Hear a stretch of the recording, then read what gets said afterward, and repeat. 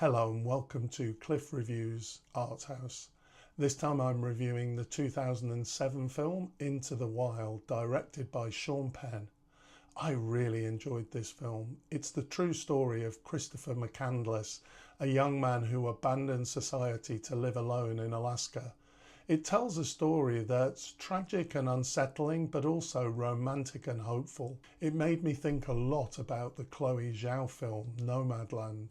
Both films find power in small, fleeting human connections, conversations with strangers, bonds formed on the road, the unspoken solidarity of people living outside the mainstream. In Into the Wild, these moments are among the most affecting. The old man who offers to adopt McCandless, the couple who embrace him, the kindness of those he meets along the way.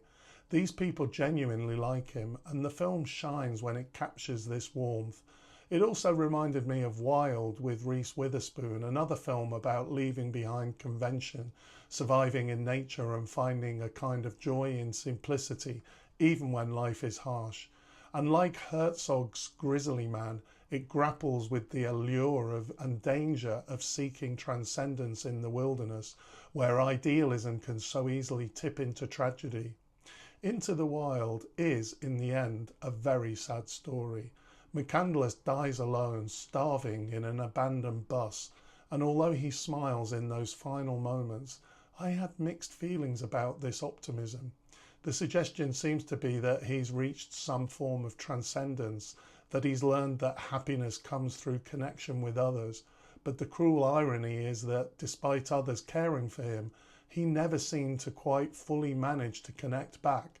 Watching, I couldn't help but think of what might have been had he returned, perhaps even reconciliation with his parents, or meaningful relationships that he'd never allowed himself.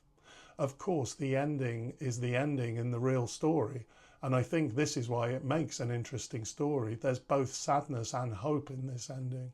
I do think that this is a really well-made film. Emile Hirsch's performance is very good, carrying McCandless's contradictions with real depth. I also think Penn did a great job of capturing the grandeur and danger of the natural world. Clearly this film carries spiritual undertones, an almost transcendental reading of McCandless's journey.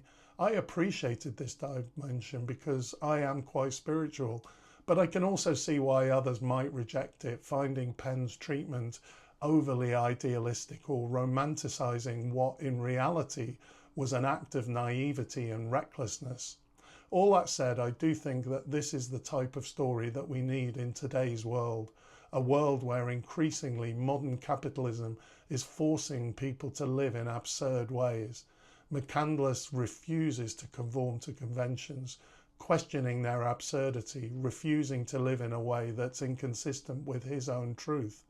For me, Into the Wild is a film about yearning for freedom, purity, escape, but its most profound lesson is the one McCandless himself seemed to recognise too late, that happiness isn't found in solitude but in connection.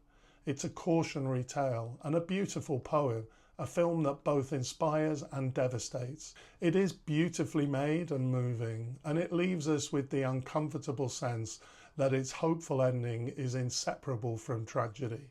Thanks for watching, and I'll see you next time.